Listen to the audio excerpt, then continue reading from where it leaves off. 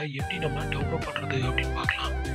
அதாவது நம்மளோட ஆதார் கார்டு வந்து மிஸ் ஆகிருக்கலாம், இல்லை டேமேஜ் ஆகிருக்கலாம், இல்லை வந்துட்டு நம்ம வேறு எங்கேயாவது பர்பஸ்க்கு வந்துட்டு கொடுத்துட்டு வந்துருக்கலாம். அதனால நம்ம இப்போதைக்கு நம்மளுக்கு வந்துட்டு அந்த ஆதார் கார்டு இல்லை, ஜெராக்ஸ் எடுக்கணும் அப்படிங்கிறப்போ வந்துட்டு அது ரொம்பவே வந்து ஒரு ப்ராப்ளமாக இருக்கும். நீங்கள் வந்துட்டு இன்னொன்று, உங்களோட ஆதார் கார்டு வந்து மிஸ் ஆகிருச்சுதுன்னா நீங்கள் இசேவை மையத்தில் போய் தான் நீங்கள் வந்து ஆதார் கார்டை மறுபடி வாங்கணும் அப்படின்னு வந்து நிறைய பேர் சொல்லியிருப்பாங்க. பட் அந்த மாதிரி வந்துட்டு நம்ம இசேவை மையத்துக்கு போகாமல் நம்ம வீட்டில் இருந்தபடியே நம்மளோட மொபைல் ஃபோன், லேப்டாப், பிசி இதை யூஸ் பண்ணி எப்படி நம்ம ஆதார் கார்டை டவுன்லோட் பண்ணுறது.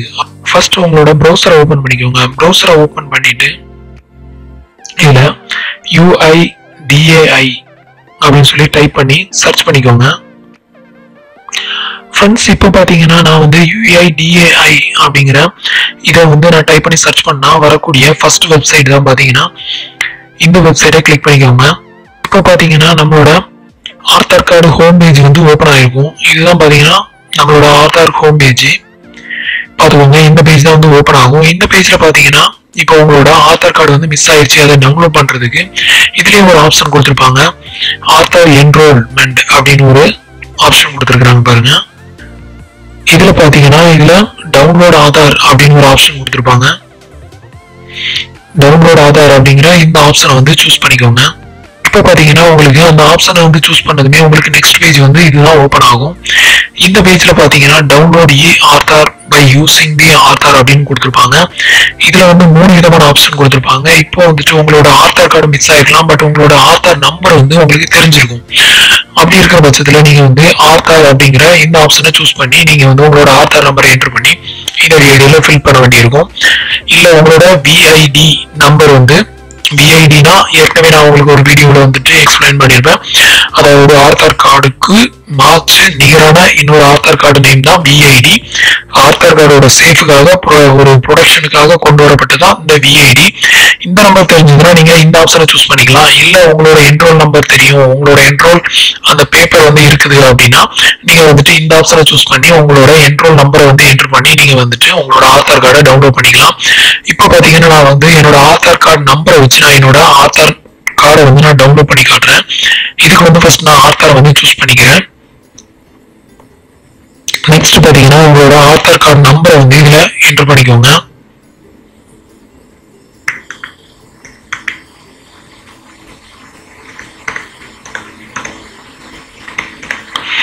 நெக்ஸ்ட் உங்களோட ஆதார் கார்டில் உங்களோட நேம் எப்படி இருக்குதோ அதை கரெக்டாக அதுபடியே டைப் பண்ணிக்கோங்க.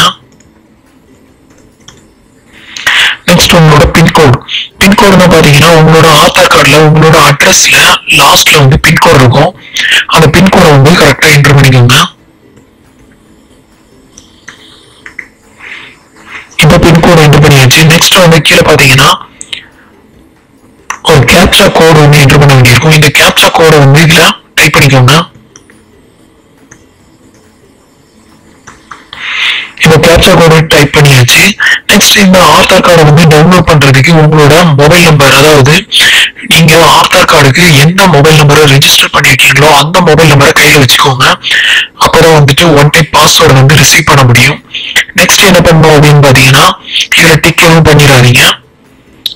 நெக்ஸ்ட் வந்துட்டு ரெக்வெஸ்ட் ஓடிபி அப்படின்னு ஒரு ஆப்ஷன் கீழே கொடுத்துருக்காங்க. இந்த ஆப்ஷனை பிரஸ் பண்ணிக்கோங்க. நெக்ஸ்ட் பாத்தீங்கன்னா உங்களுக்கு ரிக்வெஸ்ட் ஓடிபியை கிளிக் பண்ணதுமே ஒரு டேர்ம்ஸ் அண்ட் கண்டிஷன் ஒன்று ஓப்பன் ஆகும். இதை உங்களுக்கு ரீட் பண்ணிக்கோங்க. ரீட் பண்ணிட்டு நெக்ஸ்ட் ஐ அக்ரி கொடுத்துக்கோங்க. நெக்ஸ்ட் பாத்தீங்கன்னா உங்களோட ரெஜிஸ்ட்ரேஷன் மொபைல் நம்பர் வந்து இங்க வந்து டிஸ்பிளே ஆகும். ரெஜிஸ்ட்ரேஷன் மொபைல் நம்பரோட லாஸ்ட் 4 டிஜிட் நம்பர் வந்து இதுல டிஸ்பிளே ஆகும். இது உங்க நம்பர் தானா அப்படின்னு சொல்லி ஒரு செக் பண்ணிக்கோங்க. செக் பண்ணிட்டு நெக்ஸ்ட் கன்ஃபார்ம் அப்படிங்கிற இந்த ஆப்ஷனை பிரஸ் பண்ணிக்கோங்க. இப்போ பாத்தீங்கன்னா உங்களோட ரெஜிஸ்ட்ரேஷன் மொபைல் நம்பருக்கு ஒரு ஒன் டைம் பாஸ்வேர்டு வந்து ரிசீவ் ஆகும். இந்த ஒன் டைம் பாஸ்வேர்டை வந்து நீங்க என்டர் பண்ண வேண்டியிருக்கும். கீழே பாத்தீங்கன்னா லாகின் யூசிங் ஆதார் அப்படின்னு கொடுத்துருப்பாங்க. இப்போ பாத்தீங்கன்னா என்னோட மொபைல் நம்பருக்கு ஒன் டைம் பாஸ்வேர்டு வந்து ரிசீவ் ஆயிருச்சு. இப்போ இந்த ஒன் டைம் பாஸ்வேர்டு வந்துட்டு இதை வந்து என்டர் பண்ணிக்கோங்க.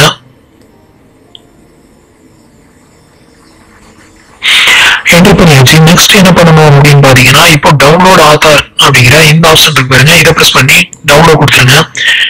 இப்போ உங்களோட ஆதார் கார்டு வந்து டவுன்லோட் ஆக ஆரம்பிச்சிடும். ஆட்டோமேட்டிக்கா இங்க பாத்தீங்கன்னா கீழே டவுன்லோட் ஆயிருச்சு. ஆதார் அப்படிங்கிறதுல பிடிஎஃப் ஃபார்மேட்ல வந்துட்டு உங்களுக்கு டவுன்லோட் ஆகும். இப்போ வந்துட்டு நீங்க இந்த பிடிஎஃப் ஃபார்மேட்டை ஓபன் பண்ணி உங்களோட ஆதார் கார்டை வந்து நீங்க கலர் பிரிண்ட் அவுட் எடுத்து அதை லேமினேஷன் பண்ணி வச்சுக்கிட்டீங்கன்னா இதுவே ஒரிஜினல் தான். உங்களுக்கு ஒரிஜினல் மாதிரியே ரியாலிட்டியாகவும் இருக்கும். இப்போ பாத்தீங்கன்னா உங்களோட மொபைல் நம்பருக்கு வந்துட்டு உங்களோட ஆதார் நம்பர் பிளஸ் உங்களோட ஆதார் நம்பரோட விஐடி நம்பரையும் சேர்த்து அனுப்புவாங்க. ஏன் அப்படின்னு பாத்தீங்கன்னா இப்போ நம்மளோட ஆதார் நம்பர் பாத்தீங்கன்னா மிஸ்யூஸ் அதிகமாவே ஆகுது. இந்த காரணத்தினால பாத்தீங்கன்னா உங்களோட விஐடி நம்பர் அப்படின்னா நிறைய பேருக்கு தெரியறதும் இல்லை. அந்த விஐடி நம்பரை வந்து கவர்மெண்ட் வந்து ஜென்ரேட் பண்ணி நீங்க இந்த ஆப்ஷனை ப்ரெஸ் பண்ணீங்கனாலே உங்களோட மொபைல் நம்பருக்கு உங்களோட விஐடி ஆதார் நம்பர் வந்து சென்ட் ஆயிரும், ரிசீவ் ஆயிருக்கும். பாத்தீங்கன்னா இதுதான் உங்களோட விஐடி நம்பர். நெக்ஸ்ட் நீங்க ஆதார் நம்பருக்கு பதிலாக இந்த நம்பர் தான் நீங்க வந்துட்டு எங்கேயுமே கொடுக்க வேண்டியிருக்கும். இப்படி கொடுத்தீங்கன்னா உங்களோட ஆதார் கார்டு சேஃபா இருக்கும். உங்களோட பேங்க் அக்கௌண்ட் இல்ல பிஎஃப் அக்கௌண்ட் எல்லாமே ரொம்பவே சேஃபா இருக்கும். மற்றவங்க யாரும் உங்களோட இதை திருட முடியாது. ஃப்ரெண்ட்ஸ், இந்த டீடைல்ஸ் உங்களுக்கு வந்து ரொம்பவே யூஸ்ஃபுல்லா இருக்கும் நம்புறேன். நம்மளோட வீடியோஸ் பிடிச்சிருந்ததுன்னா லைக் பண்ணுங்க, ஷேர் பண்ணுங்க, கமெண்ட் பண்ணுங்க. தேங்க்யூ ஃபார் வாட்சிங்.